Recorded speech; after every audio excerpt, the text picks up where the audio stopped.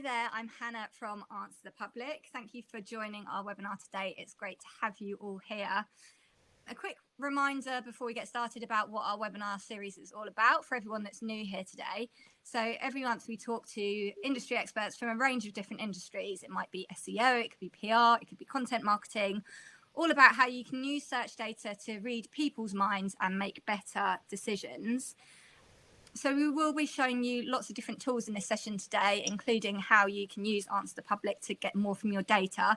This isn't an AnswerThePublic tutorial though, but we do have one of those over on our YouTube channel, which is youtube.com/AnswerThePublic. We are going to be recording this session. I'm just going to say that up front because we get lots of questions about that.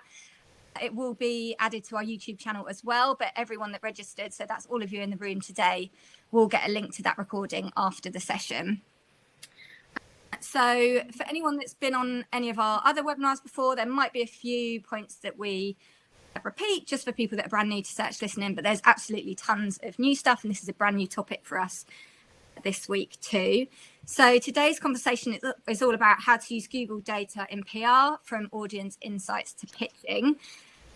We've got two guests with us today who I'll introduce in a second, but first of all, I just wanted to introduce you guys to Stella from Coverage Book, which is our partner tool. So Stella is helping us out on the webinar today, and she'll be answering all of your questions and stuff. So yeah, if you've got anything that you need to know, please just shout Stella.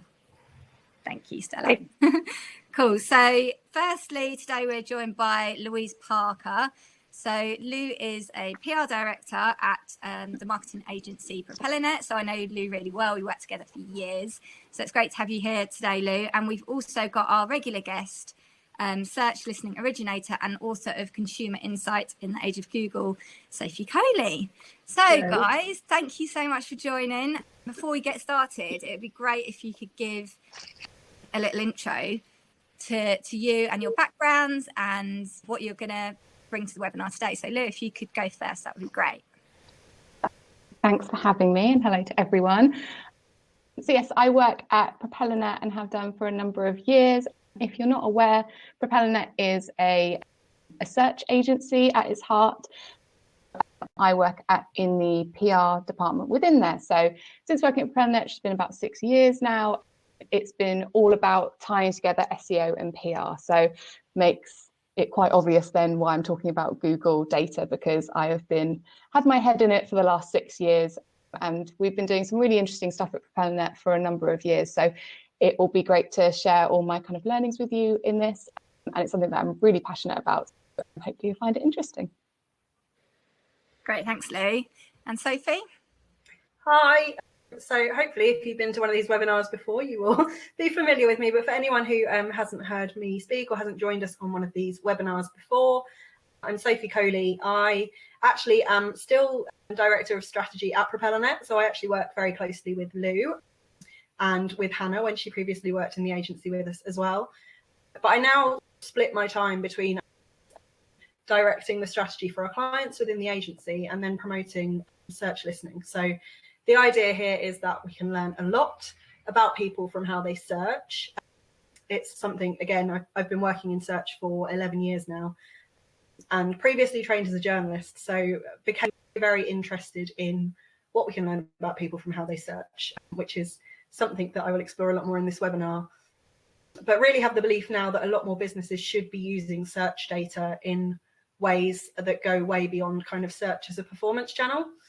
So I spend a lot of my time doing educational talks like this, but also more sort of bespoke training programs and consultancy around the idea of search listening. So yeah. Great, thank you so much, guys. Yeah, we would love it if you would share conversations and stuff on Twitter. So we've got the hashtag search listening. And if you want to get in touch with any of us, so Lou is, her business organisation that she works for is at PropellerNet. So that's Sophie as well, obviously, as she mentioned. Or you can get her at Louise V. Parker. I'm obviously at AnswerThePublic and at Hannah M. Foster. And Sophie is at Search Listening or at Coley Bird. So before we carry on, we will have time for questions at the end of the session. So please do put them through. And if there's anything that you've got, any questions that you've got about a particular point that the guys are making, I'll try my best to throw it in as they're talking as well. Great. So let's get on to our first question, shall we? So is search data a good proxy for consumer opinions and behaviours? And I think, Sophie, that's probably a good one for you to start with. Sure. I'm hoping that if anyone's read the blurb for this webinar, I will not surprise you by starting with a big fat yes for the answer to this question. It'd be quite the curveball if at this point I said no. Yes, absolutely it can. If you're unsure as to how true that is, this is, whenever I do my training courses, this is one thing that I often kind of start getting people to do. And maybe not now, it'd be cool if you could pay attention to what we're saying, but once you've jumped off this webinar, something that I suggest you do is just to dive into your own Google search history. It never fails to amaze me when I ask people to do this, how shocked they are at their own searches and what they've effectively told Google about them. Because we all do it, right? We just turn to Google in that moment when we need to know something. We urgently need advice. We want to be anonymous. There's all these benefits to it, but we will turn to Google countless times a day, most of us, to perform searches. And every time we do that, we are revealing something about ourselves, albeit anonymized to marketers like us or people who work in PR. But yeah, believe me, you will surprise yourself if you just periodically look back at your own Google search history. The person that I guess I was most inspired by when I started thinking about search listening and developing it into something that I'm really hoping a lot more businesses will start doing as part of their kind of consumer insight toolkit. I was really interested in the work of Seth Stephens-Davidowitz. And again, if you've been on any of these webinars or seen me talk anywhere else, every time I talk, I big up this book. So if you've not read it, Everybody Lies by Seth Stephens-Davidowitz is an incredible read. And again, we'll really hammer home this idea that Google data and online data can tell you a whole load about people that you just won't get from other places. And this always really strikes me, right? We tell Google things that we don't tell the most important people in our lives, and that's the people we love, the people we trust. Equally, looking at the market research field, we probably tell Google things that we certainly wouldn't even put in an anonymous survey. The other thing that Seth says that I'm a big fan of is this idea, right? Google is a digital truth serum. And it's one of the real strengths of Google data is this idea that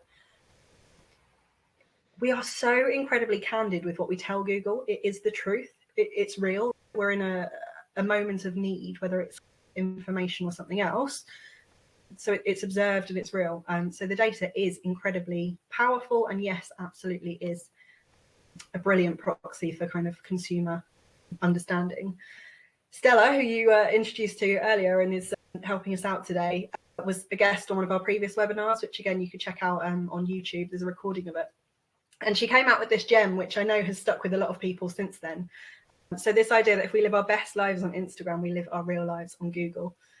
And often I'll often pop up some illustrations of this when I talk about this point, and I've not done that today, but I think there's a point here that we are not saying that you will only be able to understand people if you check out their Google search history, because the example I often give is parents of newborn babies, right?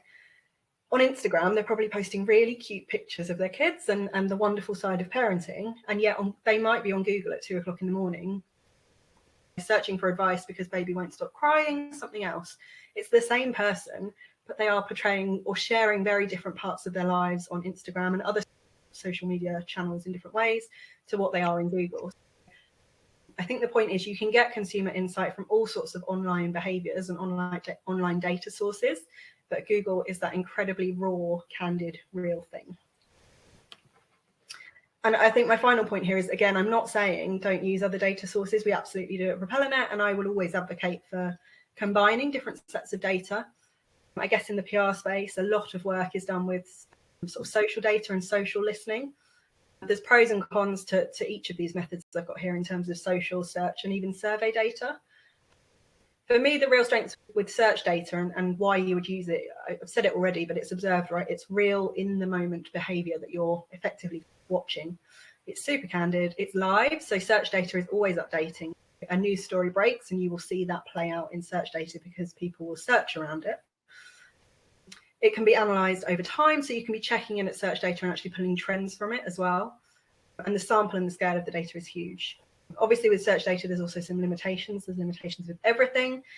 It's not tied to an individual. Sometimes that's a pro, in as much as from a privacy point of view, that's really important. But equally, if you're trying to understand a certain subset of the population, so if you're trying to understand how teachers behave or something, then you're less able to actually pull that out unless they're using certain language that you can do your digging around. And equally, there's fewer tools to really aid analysis of search data. There's a lot of, again, tools that help search from like a performance point of view. AnswerThePublic is the key one currently that you can use to do more of a qual look at search data and that kind of search listening piece that we talk about. Yeah, but there are other data sources. So my point here is please don't take away that I'm saying here you should only ever use search to understand people, but certainly my experience to date has been that search of these three data sources in terms of consumer understanding is probably the one that is used the least, and lots and lots of businesses and PRs could be using a lot. Lou, I don't know if you've got any thoughts on that. I'm aware I've just talked through all of the kind of different data points, but we use a mix of these at the agency, right? Yeah, totally. And I think like you are going to say it and have said it, but it's all about picking the right one for the right story or whatever you're trying to put across. Yeah, it's just knowing that search is a really great one to consider. Yeah.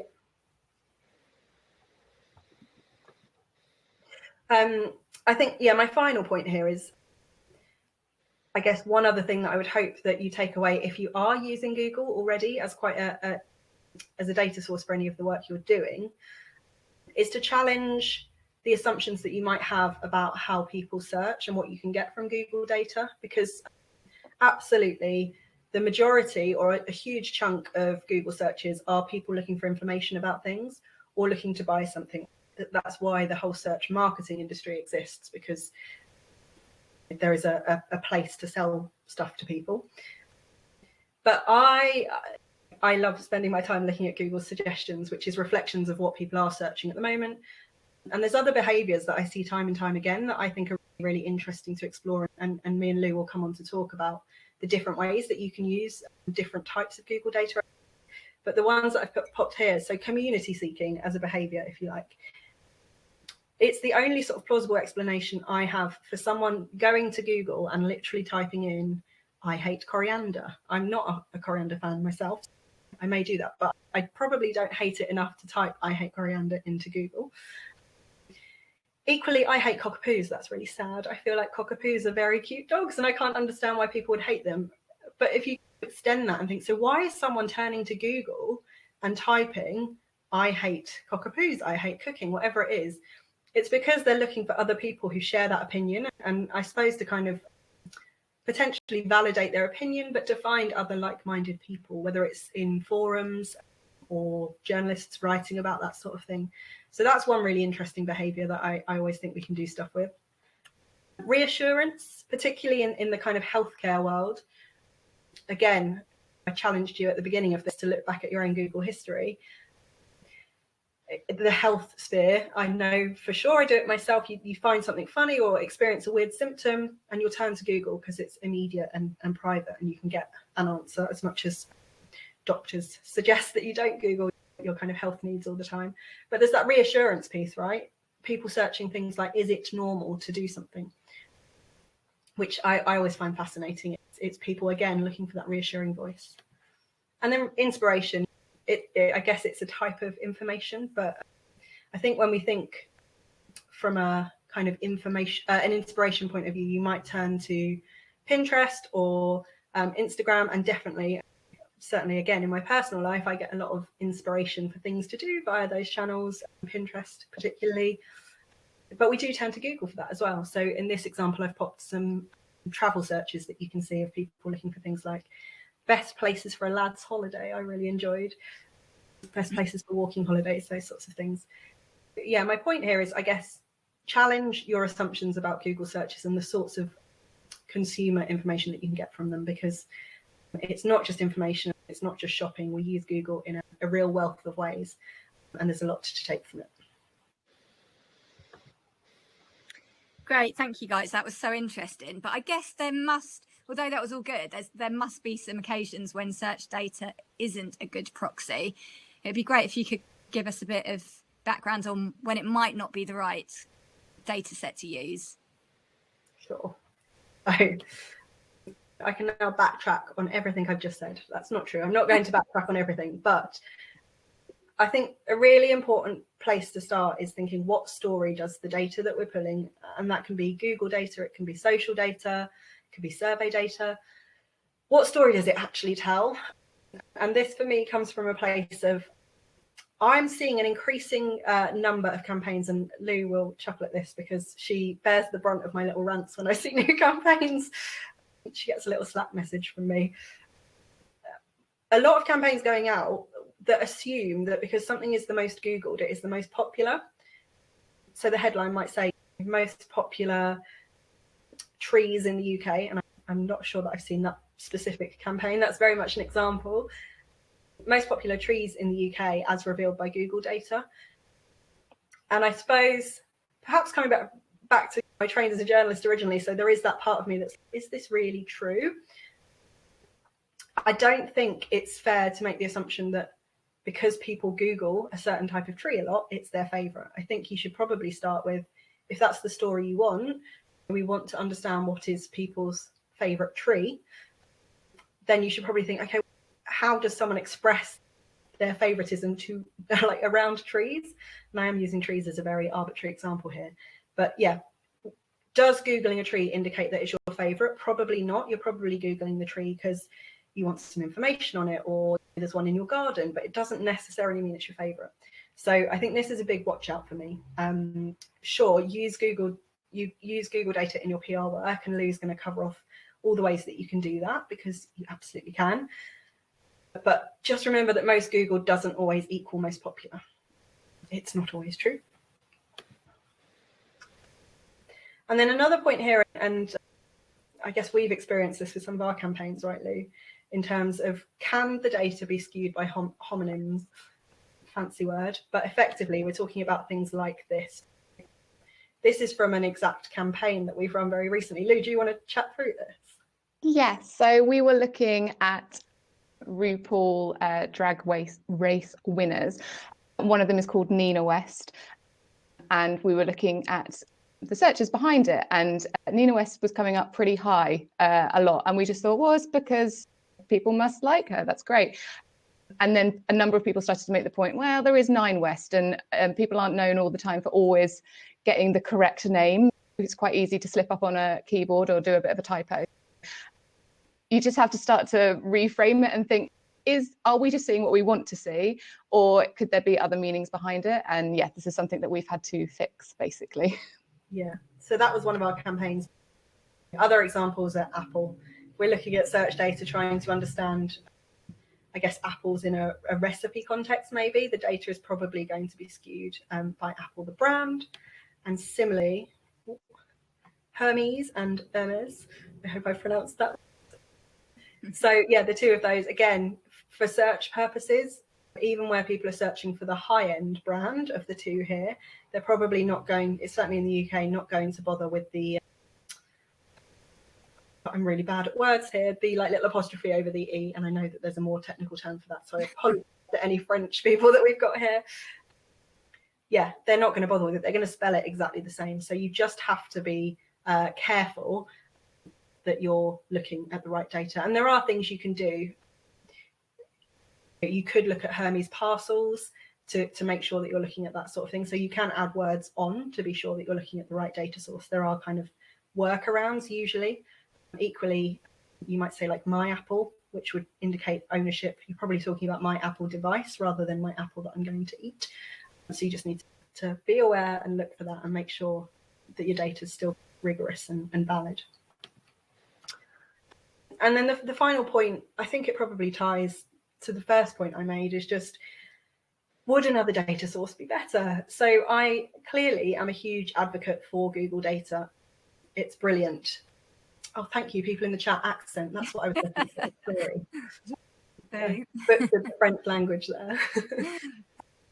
So the final point, would another data source be better?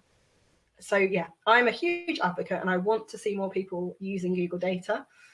It's free, it's easy to access if you know how. It can tell brilliant stories, and we've seen brilliant results in our campaigns using it. Again, Lou's going to chat through those in a second.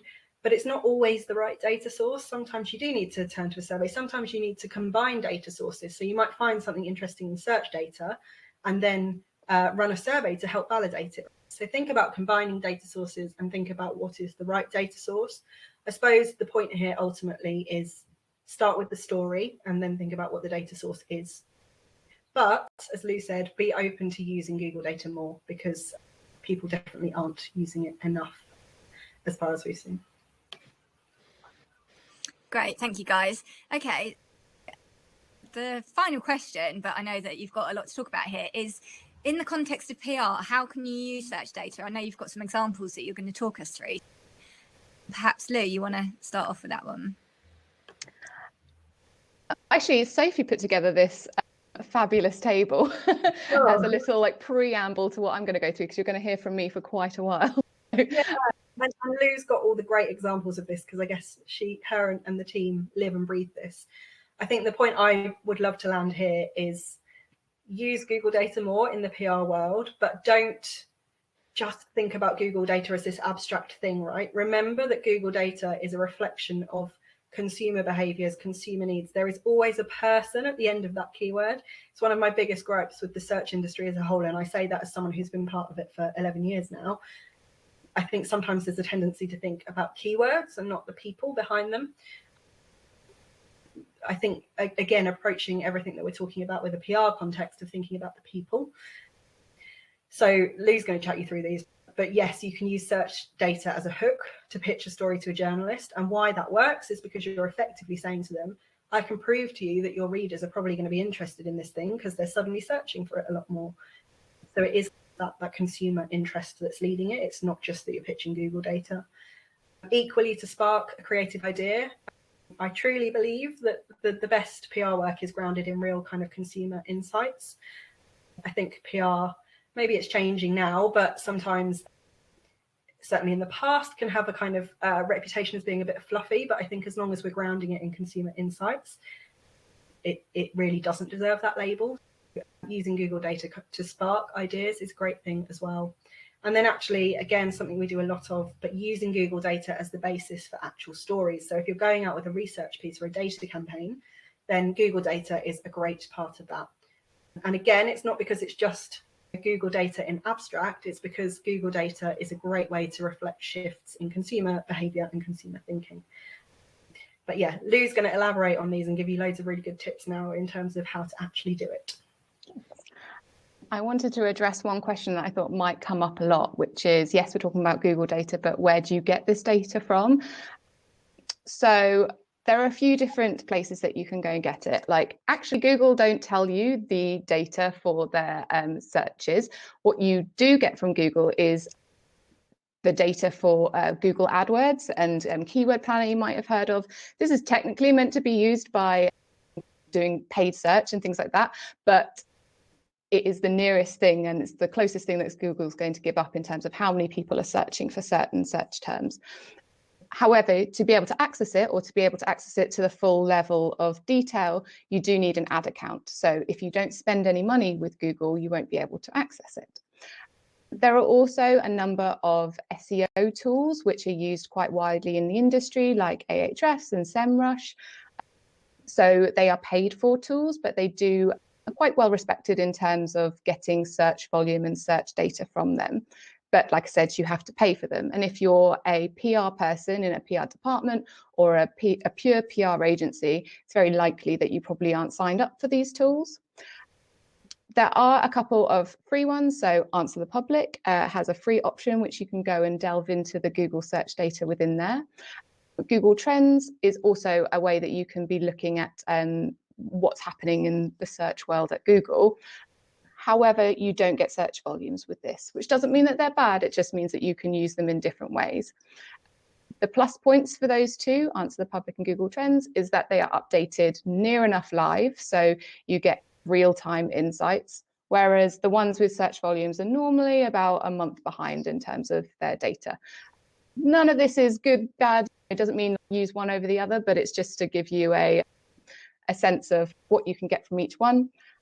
If you are thinking, I don't have access to any of those ones on the right, I would encourage you to talk to any SEO agencies that you might have. Ask around your company. There will be someone out there looking at search data, I am sure, or has access to Google Ads.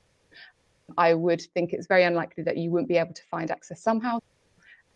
Ask around, basically. But there are going to be plenty of examples in here, which is purely using AnswerThePublic or Google Trends. So the first one is about using search data to validate your pitches to journalists. This one is quick and free, so I'm assuming this is going to be quite popular. So this is using Google Trends. So Google Trends data is a really good way of getting a piece of information that you can show a journalist that people are interested in your client or product or campaign or anything like that. So this is something I pulled out this morning, and I'm going to butcher the pronunciation, I apologize, but I think it's gua sha, which is a skincare trend at the moment. It's something that originated in China many years ago, and it is a skincare tool which is used on the face to alleviate like puffiness and tone and things like that. As you can see on here, it is having a huge moment. It is spiking in searches at the moment, and that's in the United Kingdom over the past 12 months, you can see. If you are a PR person who either sells some of these tools, who sells some products, which works really nicely with that tool, or who works at an e-com site that covers off beauty, this information is going to be really valuable to you, because you will get to pitch to a journalist and say, we have this product, or we have this comment or expertise, and you want to get coverage for it. But you can go to the journalist and say, we know that this is a trending thing at the moment. Look at how many people are searching for it. These searches have been the highest and they have in the UK for the past 12 months. Journalists want to write about what people want to read about, and this is a really good indicator of that. You can also look at the trending searches within Google Trends. So if the first one is thinking, what products do I have? And you put them into Google Trends and see how they're performing. This is very much letting Google tell you what is trending at the moment, and you to cherry pick what things suit your current pitches. So you might have some campaigns coming up or a big product launch coming up. Is there anything that you can pick out of there that is going to really validate your pitch and really make journalists think, oh, people are going to be really interested in this? Some of them are pretty obvious, but some of them actually might be something you've never heard of before. It might be something just totally outside of your realm of interest. So it's a really good thing to check. So an example of this is something called Nature's Cereal. This is Lizzo on TikTok. She made some Nature's Cereal last month or so, which is berries, coconut water, and ice. She loved it. Therefore, the rest of TikTok loved it. It went wild for a month or so. And it actually ended up in the Google trending list, because as you can see, this is worldwide. The spike of searches of everyone being like, what on earth is Nature's Cereal, or how do I make it? The interest really peaked. So if I was the PR for a coconut water client, or a homeware brand that made ice cube holders, or someone who sold frozen berries, anything like that, where you can be like, I can jump on this. This is a huge trend for albeit a small period of time. But if you're quick enough, you can go to a journalist and show them the proof that people are searching for this thing. And it might just be the tipping point that means that your pitch actually turns into coverage, which is obviously what we all want. So the next way of using search data would be helping you to come up with your next campaign idea. Sophie touched on this because this is Sophie's thing. She's the best at it. But I'm going to share with you an example so that you can get a flavour of how it works in practice. One of our clients is Pure Gym.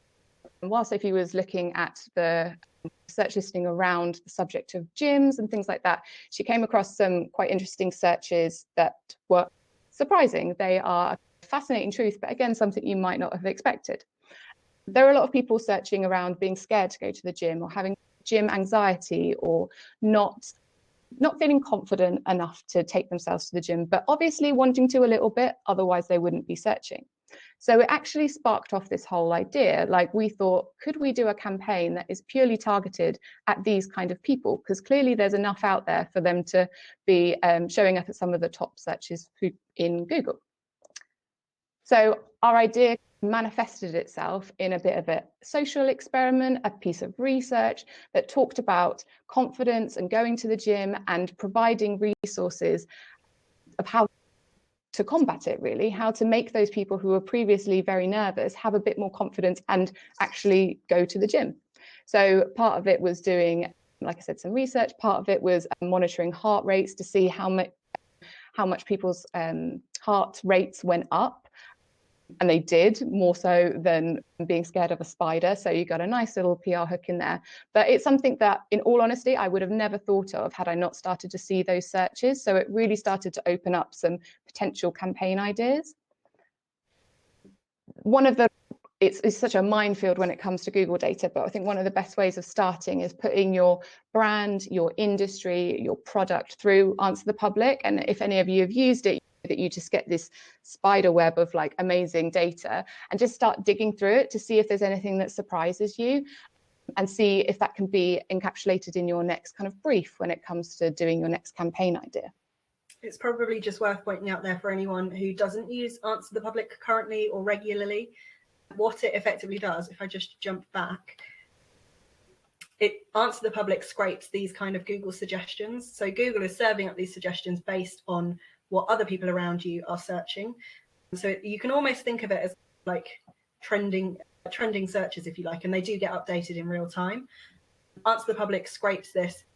If you just popped gym in, it would scrape all the suggestions that come up when someone searches gym A, gym B, gym C, all the way through the alphabet.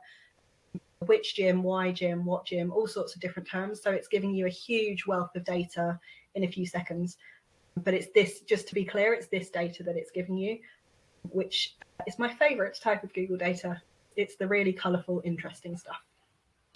Thanks, Seo.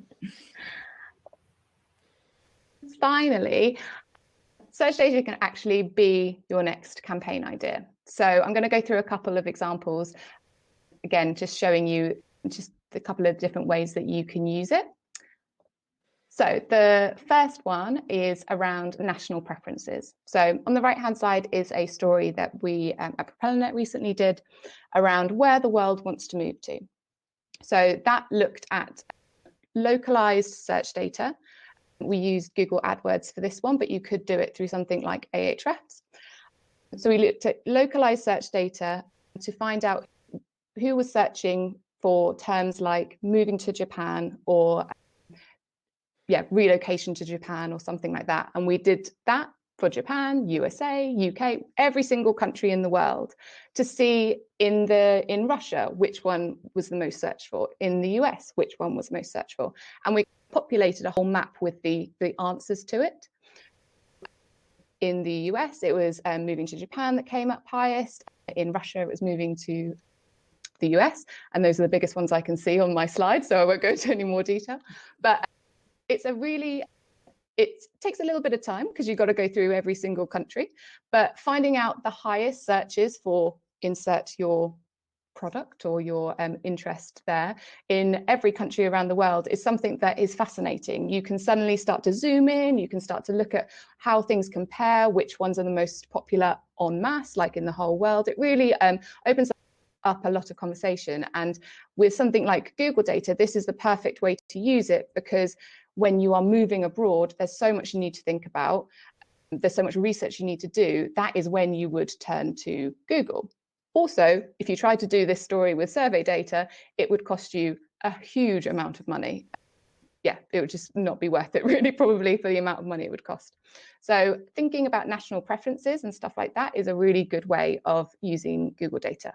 I'll also point out that I've put nearly every country because there is absolutely no harm in being honest and saying in some countries we just didn't have the data, because sometimes the searches aren't there, the data doesn't come through correctly. And if you're at all, I'm not sure about this, then I think it's better to admit it and say that we weren't able to fill out these countries on this occasion.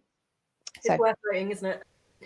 Google is the dominant search engine for most of the world, but I know in countries like China, I think it's Baidu, and there's various other search engines that are more popular elsewhere. So yeah, you'll have gaps in your map, but as you can see, there's like mass coverage here, and the story flew, right? So it's such a great example because it gives you a hook for each one of those countries, doesn't it? You've got a truly kind of global campaign from something that's essentially born out of search data. Yes, and if you've got access to those tools, which again, like I said, I think most people do, other than your time, it's free. Yeah, and also you get to do a really cool map graphic, which people always like maps, so that's nice. The next one is more broadly looking at top lists. I know lists are a bit like eye roll, but this kind of information is really interesting to find out what is the top of whatever list you're talking about. This example here, we looked at the most Googled celebrity homes in the world. It was born out of the fact that this was when we were in lockdown. So if you went on any celebrity's Instagram or anything like that, like it was all just in the house because everyone was in their house. So I think a lot of people got a lot more of a view into celebrities' homes than they had previously. So we were just curious to see who the world was most curious about. So this isn't something that necessarily means that it's a good thing. So it could be that their decor is terrible. So Kim Kardashian came up, I think, #1 or very high up, but she famously has extremely controversial decor. It's really bland. So that doesn't necessarily mean it's the most popular celebrity home, but it does make it the most Googled, which in itself is a story. We would use the search terms of Kim Kardashian house, Tom Brady house, things like that. That would be what people generally type into Google just to have a little browse and see what they can see of a celebrity's home. So you can just replace that with anything. That could be whatever your industry is, that could be cars, that could be brands. The options are endless with that one, really.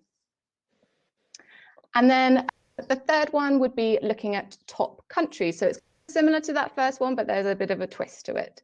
So it's finding out the countries that search the most for, again, insert whatever topic you want to put in there. So we looked at a kind of sexy index is what we called it, but it was all around where is searching for things like sex toys, sex positions, the more risque side of things. And we did it in the run up to Valentine's Day, so it fitted quite nicely with that. But we could have done a top list. We could have said, this is the most popular sex position based on Google search volume. But we actually wanted to find out which countries were over-indexing when it came to these searches. You would run all your search data, you would get your numbers, you would find out how many searches were behind all of these terms for different countries around the world. But then you would put an extra layer and think about population, because the more people in a country, the more people are going to be searching. So it might mean that your lists would be like USA, Russia, and it becomes a little bit obvious. But if you start to take into consideration population and do a little bit of a calculation based on that, you start to see where is actually over-indexing, and it becomes a whole new, slightly more interesting story, I would say.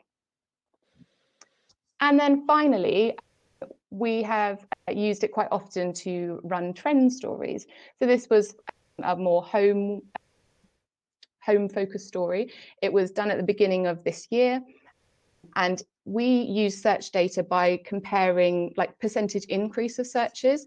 If you think about something, if something's on the up and it's getting a lot more interest, more people are going to be searching for it. So especially at the beginning of the year, you can start to think, these are the trends, these are the things to look out for the next 12 months, because you can see interest is building. You could also do it the other way around, which says these are the things that are on the way out because their searches are really dropping.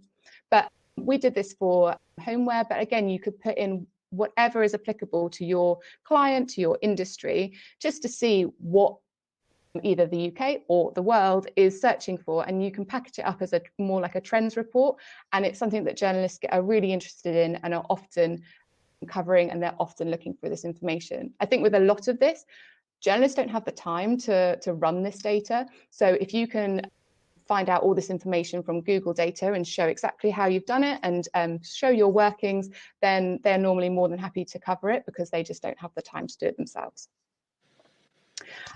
So my final point is, I think it's a bit of a PR cliche, so I apologize, but I think there's a lot of surveys in PR, and there have been for a number of years, and they are great for a lot of different stories. But I think what we have tried to do in the last few years is, if you are rushing to or do a survey, or that's your kind of first thought, I think it's quite nice to actually wonder, could we use Google data for this? Totally okay if you can't, and there will be instances where you can't, but a lot of the time it actually might make your story even more engaging, and you might be able to broaden out your story even more because you can get so much more data than you would have been able to from a survey. So just something to consider next time you're going through your ideas. Cool. That's it. Thank you so much, guys. Yeah, really good examples, Lou. Yeah, lots of nice positive comments in the chat, particularly about the gym anxiety campaign. Someone was saying that was really smart. So thanks for taking us through those. We'll move on to questions now. So if anyone that's in the room's got any questions, please get them in now. We've had quite a few coming through already. So I'm just going to start firing these at you guys, if that's okay. Cool. So the first one is, how do you present the data from Google Trends, etc., if a journalist asks for evidence? So how would you actually put that forward in your pitch to a journalist? So I've sometimes even done a screenshot of the graph and just included that in the email that I'm sending over. And I guess you could just label the sources as Google Trends and even provide a link to it so they can go and look for themselves. There are like numbers on that graph. It's not search volume numbers, but it's Google's own indication of it's gone from 25 to 100. So you could reference that as well. But if you want to be white and really show exactly where you've got it from, I just do a screenshot and include that in your pitch email. Great, thank you. So what would you say to clients who don't want you to mention Google Trends data as they're worried that competitors might jump on that particular trend? Have you ever come across that? I guess, go on. My thing is just, I sense there's some frustration from the person who's asked that question with their client, and I get it because that sounds really frustrating. It's weird that a client would effectively want to bury their head in the sand in terms of what's popular amongst consumers for fear of a competitor jumping on it. I suppose the only one thing I'd say is try and be the first to jump on it, and that's where AnswerThePublic, if you have the pro account, you can actually set up alerts either around your brand or a topic that you're interested in, and you can see not so much when searches spike, but you can see when a search behavior around that thing changes. So if a new search suddenly happens, you would get an email alert to say people are suddenly searching in this way, and if you've got those alerts set up, you would hope that you have a really good shot of being the first to go with that story. As I said, because that's more on the Google Suggests data, you wouldn't see the spike, but you can do some cool stuff with Google Trends. It depends if there's any particularly good kind of people who can code within your business that you can build dashboards. There's a Google Trends API so that you can be monitoring stuff. You can also, if there's just a few things you want to track yourself, you can embed the Google Trends graphs into like a private Google site that you can build. Maybe we'll cover this in a future webinar because it feels quite niche, but you could have Google Trends graphs like live updating in a little like private dashboard that you look at, so that you, as long as you're looking at it, you will see when stuff spikes. Great, thank you. I've just seen a really good comment as well from Catherine in the chat, who said, I'd say there's enough to go around, stories will not be the same. So obviously people may have spotted that similar trend. All the different PRs are going to be coming up with a different story around that particular hook. So it's just about your pitch and the idea that you come up with the strength of that particular idea, isn't it? Yeah. Cool. Okay, thank you.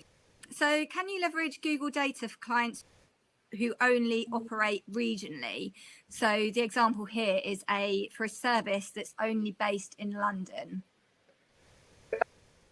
Again, you can, I can't remember with Google, with the keyword planner, you can drill down to cities, I'm pretty sure. So you can get city specific stuff. And I think we've done that for some PR stories, right, Lou, where we've like actually gone down to a city level rather than a country. So that's on the kind of numeric, like volume side of things. You can drill down to London. On the AnswerThePublic and sort of Google suggestions side of things, if you're using AnswerThePublic, you can't drill down to a city level, but you can drill down to a country. But the other thing I would say is that if you're looking at Google suggestions, so live in the browser effectively, they will be reflecting where you are roughly. We don't know exactly where Google kind of draws the line in terms of where it's serving suggestions back from. I've run a little experiment on Twitter once where I got various people in the UK to search the same, or start searching the same thing, and tell me what they were getting suggested. And it does vary in location to location just minorly. So if you're specifically interested in London, I would just make sure you're doing your search listening research in London if you're using Google suggestions, or using a VPN to pretend that you're there. I think I saw it come up in a few questions, which is also worth covering in this answer, which is just if you're using the Google search suggestions, make sure you're using an incognito browser, because otherwise you will be fooled into thinking that the whole world searches like you. Great, thank you. I can see a question here. So how would you efficiently implement search listening for social media marketing? We have got a webinar all about merging search and social data on our AnswerThePublic YouTube channel. So if you want to check that one out, there's an entire webinar about that. I don't know if there's anything that you want to share, guys, like in a nutshell, or do you think it's best for people to check out their webinar? Probably check out the webinar. I'm not entirely sure on the context of the question, if it's about promoting sort of social media like in a B2B sense, or yeah, if whoever it was wants to ping over more specifics, then we can answer. Cool. Really good question here. So do you recommend trends for a niche product? Is that tool going to work for something that's more kind of niche? It does. Sometimes if you put a more niche thing into Google Trends, it can be all over the place, or sometimes it could come back and say there's just not enough searches for that. So you would just have to try. I guess it depends how niche you are talking.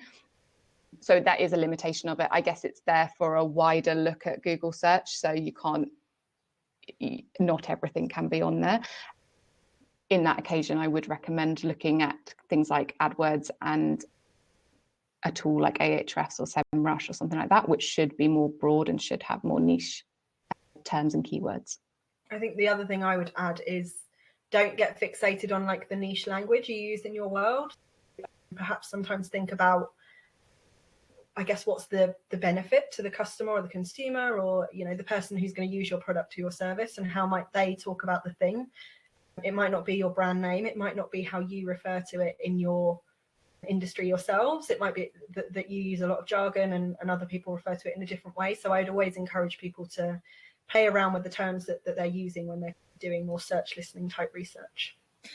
So something that's related, I've just seen another question pop up. So there's someone here that is using trends, and it's telling them that there's not enough data to show any results. I tend to look for team building activities, etc. I guess that's an example of where the search term might be too niche. So what would you guys suggest in that scenario about going about getting some kind of data? So I think with what I just said, I'd want to play with a few different phrasings of that. So it might not be team building, but it might be away days or team bonding, or all those different terms that are there. They might not be the specific thing that you sell, but they're there in that world, and that would give you some sense of kind of seasonality or interest in what you're looking at. Great. Okay. Really good question here. So once you've built your story, where and how do you recommend displaying the data? Would it be an article on the client's website, an outreach to journalists, or as part of a press release? I would always recommend having something on your client's website, because not only does it mean that when you do get some lovely coverage, a journalist can link back to and credit it, which is really positive for SEO, but it also means if someone hears about it or it starts being chatted about in the pub, then they can easily find it and it's on your site rather than some another piece of coverage, and you get the benefit of that traffic. How I'd recommend the more design, not always the better, but it's always nice to nicely show data if you've got a lot of it. So if you have that design capability, then I would always recommend getting their opinion on how you can best show it. However, I've done a number of campaigns where on our on-site content, it's purely been tables, very clearly written, and you have to in the right tone to make sure that it's easily accessible and understandable. But yeah, sometimes tables can work just as well. But when I pitch to journalists, I'll always still have a press release in my pitch email, which, yes, there will be the on-site content on the client site, which I'm hoping the journalist will link to, but in the press release, which I send them in an email, that will have all the information too. I know some people have press centers as well on their clients' websites or their own websites. If you had to pick one, I would say do a nice campaign page, because you get a bit more kind of opportunity to make it look nicer and things like that. But if it's no harm in having both, but I would encourage the journalist probably to link to your nice user-friendly campaign page rather than sending them a press release and then encouraging them to link back to the same press release on a press center site, really. Great, thank you. We've got a question here about voice search, which does come up on our webinars. So someone's asking, how can access be gained that, I guess they mean into the search data that is purely based on voice search? Is there any way of filtering that out? Not currently, as far as I understand it. Google themselves, when they share data, don't, give us two different data sets. We do believe that in like search suggestion data, it is a mixture of voice search. The suggestions that are being served up are the suggestions full stop, not just suggestions being typed or suggestions being voiced. I guess it's a mixture of the two, and it doesn't matter how people voice the search. The only thing I've ever seen in sets of keyword research is just checking there's not a smart speaker in my room, because I'll trigger it now. But if you say something like, okay, Google, sometimes you'll see that actually coming up in the search term itself, because Google's not been able to ascertain that's not part of the search, that's someone addressing the smart speaker. But that's obviously very rare, and it'll give you a tiny set of data. So no, unfortunately, there's not really anything you can do specific to voice at the moment. Cool, okay, thank you. So one here relating to crisis management or mitigating risk. So what is the best way to approach this kind of keyword research? I guess if you're a PR that kind of specializes in crisis management or reputation management, where would you start with that? Good question. I can go there. I can suggest. Yeah, please. Obviously, I work for AnswerThePublic, so I'm just going to give us a little plug. But we do have a feature which is in our pro account, which is called Search Listening Alerts. So what you can actually do is, if you've got a brand or a person that you represent or a particular product, you would type it into AnswerThePublic and you switch on Search Listening Alerts. So we've got a video on our YouTube channel which will show you how to do that. And you'll get weekly emails which will show you how search data is changing around that particular keyword. So it's really good to help spot emerging crisis or to keep an eye on your reputation, because it will show you in that particular week period how search behavior has changed around your brand or product or person or whoever, whatever it is, whatever the term is that you've typed into AnswerThePublic. So you get these kind of email snapshots, and yeah, I'm tracking lots of different brands in there at the moment, and I'm creating lots of different case studies, and there's some really interesting stuff that I wouldn't have known about if it wasn't for me getting those search listening alerts through. So that's a really good way to start. And you can also, in AnswerThePublic, kind of compare different dates to one another as well. It's another one of our features. All of these you can read about on our website or on our YouTube channel. Yeah, and I work on a client that did go through quite the crisis, I won't say what it was, last year, that really played out on social media, which is typically where a crisis will catch fire. But I had those search alerts set up in AnswerThePublic, and I literally saw the results change, where all the search suggestions around their brand had been quite safe terms related to their business previously. It suddenly became engulfed with everything about the crisis that was going on. You definitely see it play out, and it's another thing you should definitely be monitoring, because it meant that I was able to say to the client, at last, the suggestions have gone back to normal, which suggests that the crisis has calmed down or gone away. But I think it's another area that people don't perhaps always consider so much in terms of crisis management. Great, thank you. There is a question here around share a search, which I know is something that Stella has just dropped into the chat actually. So we're working on a paper at the moment which is all to do with share a search. So I'm sure there will be a webinar about that in the near future. We'll keep you updated as everyone's registered for this webinar about when that will happen. But I don't know if you guys have got anything that you want to particularly say about share a search while we're in the room. What was the question?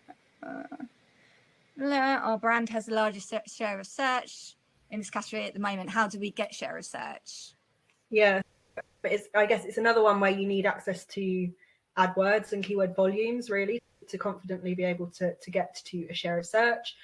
And then you'd need a really tightly qualified keyword set to make sure that you've got the keywords that are covering off the market. It could be like the brand, or it could be the product. And then you need to pull specific search volumes for each brand, or each brand plus product in relation to that. And then you can do some calculations. It's doable. It's definitely a kind of AdWords side of things. So it's, yeah, I work with people who do this sort of day in, day out.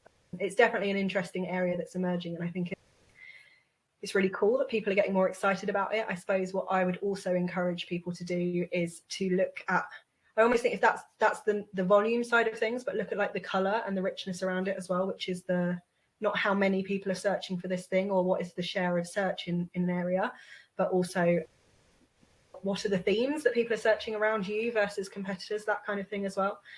It's just as interesting and insightful sometimes.